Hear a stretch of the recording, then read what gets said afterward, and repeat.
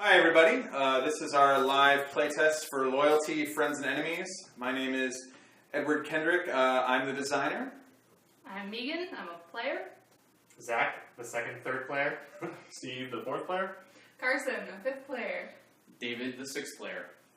And hopefully you've already seen the first two videos from our Kickstarter or our Facebook page, which outlined the basic purpose of the game and the setup of the game.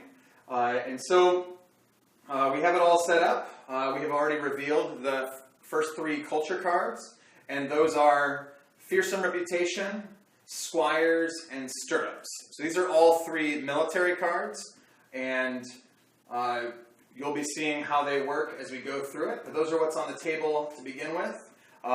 Everyone has received their turn order card. I'm going first. Megan's going second. Carson is going third, David's going fourth, Steve is going fifth, and Zach is going sixth. So we deal them out randomly at the beginning, and then everybody gets their bonuses immediately. 1 and 2 get 2 peasants, 3 and 4 get 2 gold, 5 and 6 get 2 soldiers. And 1 and 2 obviously have the benefit of going first, but once you get up to 10 peasants, you can't gain anymore, and so 1 and 2 often will lose their power as the game goes on, which is really good for balancing the flow of first turn advantage. And so with that, I'm going to begin. So we go through our turn progression.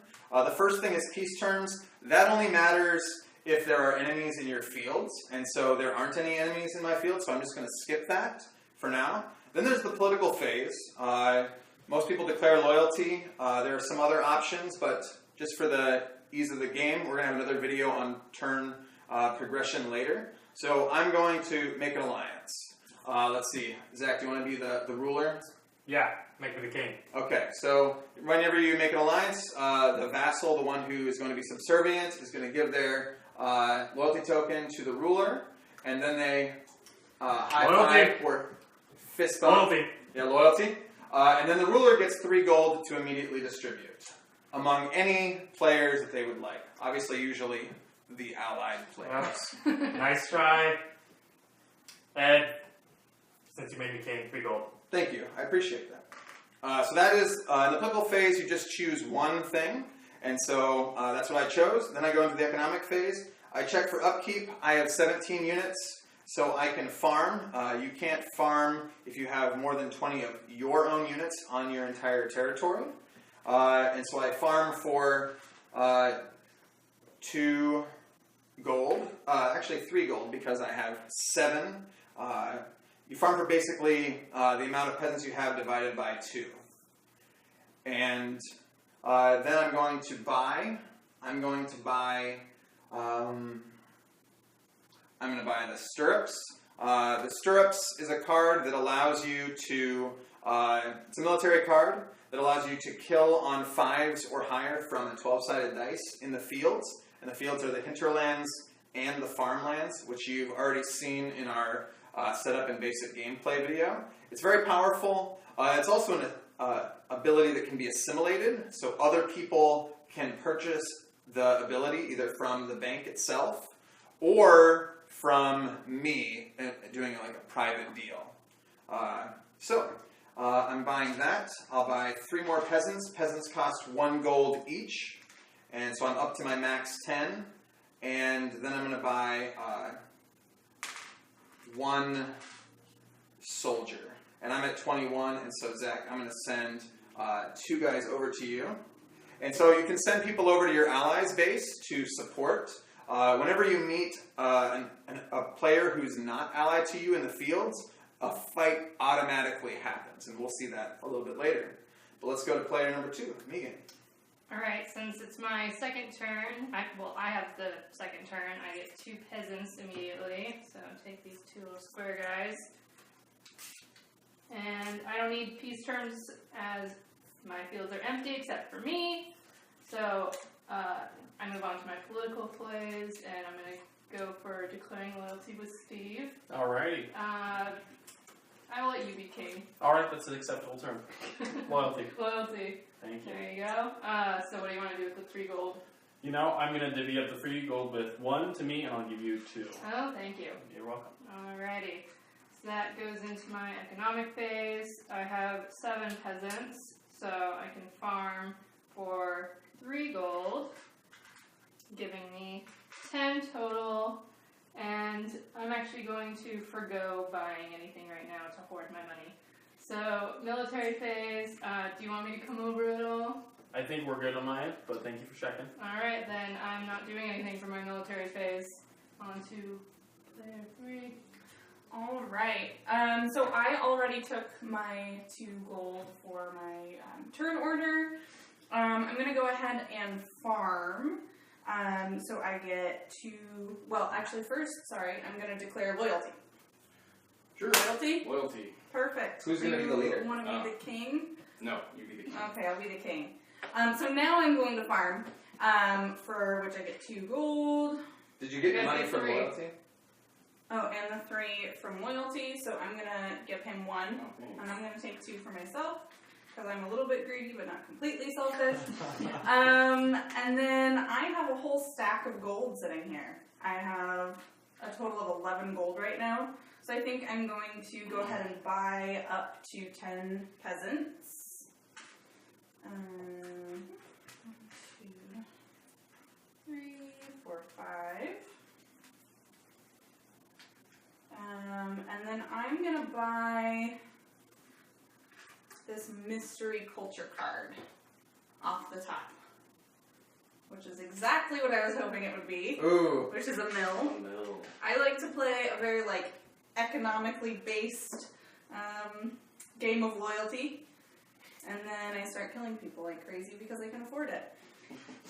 And then I think I'm going to take 2 of my soldiers and just send them out to David's fields. Thanks. And that's the end of my turn. Great. Alright, so at the beginning of my turn, I think I'm going to play a famine. And I'm going to put this on Ed. Ah. Already. No Thank you. offense. The card circulates around the board and it will come to me last. That's why I decided to pick the person to my left. And it's pretty detrimental to your farming phases and whatnot. Yes. Alright, okay. So yeah, just real quick, what it does is on the player who has the card, whenever they have an economic phase, they can't farm, and they also lose a peasant. Now they do roll a 6-sided die to see whether the card moves clockwise, and to do that, basically if it's a 1 to 3, it stays on the same land. If it's a 4 or a 5, it moves to the next one to the left. And if it's a 6, the famine is gone forever. So I'm going to be hoping for a 6. Or a No, 4 a or 6. 5. No, a 6. No, I think a 1 or a 3 would be really great. That too. I'm partial. Yeah. At least here's your ally, right? Yeah. Oh no, that's... No, that's No, Steve. never forget, never forgive. Yeah, staring directly across. No. Alright, so loyalty. Yeah. How are you doling that money out? You can take 2 of them this time around, and I'll take 1 for Oh, myself. generous. This is a good time to just remind people that declaring loyalty can seem like it's a one-time thing, but you can actually do that every single turn. It's great for money. Alright, now I'm going to farm. And I get 2. So I've got a decent stack of money, just like Carson did. I'm going to buy Route. Fearsome Reputation. You want to explain the card? Sure. Fearsome Reputation is also a good military card. What it does is, in battle, if you kill 2 soldiers and the enemy does not kill 2 soldiers, you kill 4 instead. And so, like David said, it is a rout. So basically, the enemy is so frightened of your great killing potential that they run, and you mow them down as they're running away. I don't know if mowing down is an anachronistic. Well, that's gruesome enough. Yeah. But, That's what it does. yeah. Okay, I'm going to fill up peasants to 10. Whoops. Classic. Yeah, I try to do that as soon as possible, get that economy going. And then last monies go to another soldier. Uh-oh, looks like you're in danger of being above upkeep. Am I? Yeah, because you got 21 units. Ah, well then I should probably send some over to my pal. Perfect. Sending 2 of mine over to her outer field. And I will pass my turn. Okay. Alright. So, Steveland, On to it. So number 5. So I'm gonna gain 2 immediately for my soldiers. I'm gonna put them right here, so I'm hanging out. Going forward, I'm gonna go declare loyalty with my best friend. Woo! I'm gonna take all the gold, unfortunately, this time. Okay, But don't that's- worry. It'll, Your rule. Wow, your it's my rule, it's my Yep, rule. yep. Selfish. It's actually, I think, strategically important to take as much gold for your turn because you're going to be the one using it. So, Right. whatever he can give me during my turn is appreciated, but his own turn, it's a lot Yeah, easier yeah. to make moves in situations like that. So moving on to my economic phase. So I currently have 5 peasants right now. So 5 peasants is going to let me have 2 gold. So I'm going to take 2 more gold. So I've got a total of 11 gold in there.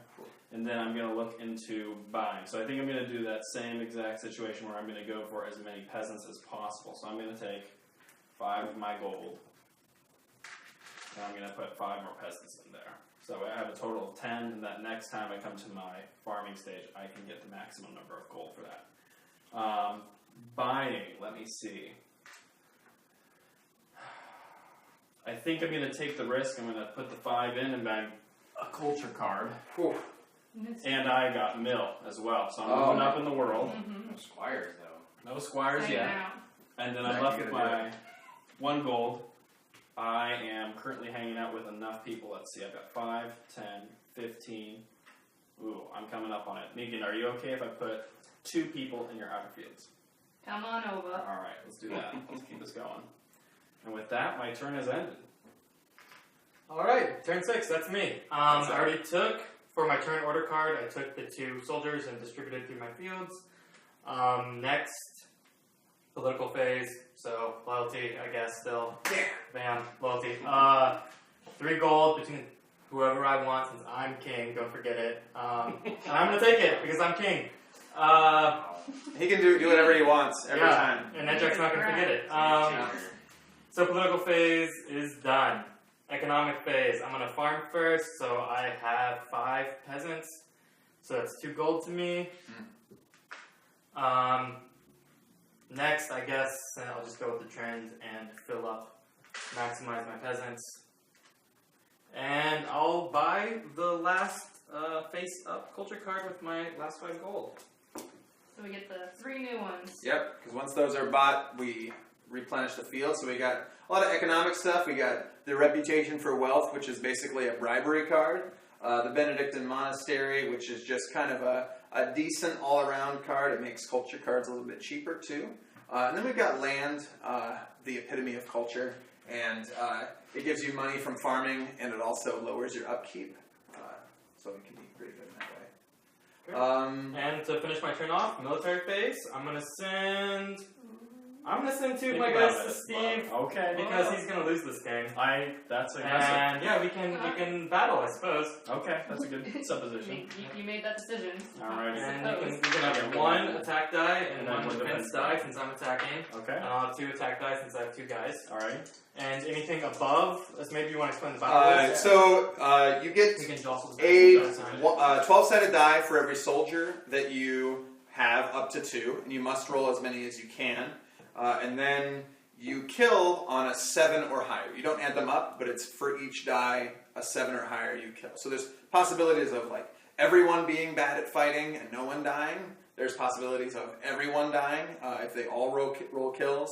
And then there are other iterations as well. The Fate die, which we're going to have a video for the Fate die, it's kind of almost like terrain or the situation. Generally, if you roll a 6 as the defender, you save someone from dying. There are situations when you're in your fortress where you can save on a 5 or a 6, a 4 or higher, or a 3 or higher. And we'll see those probably later. Great, let's do it. Alrighty, sir.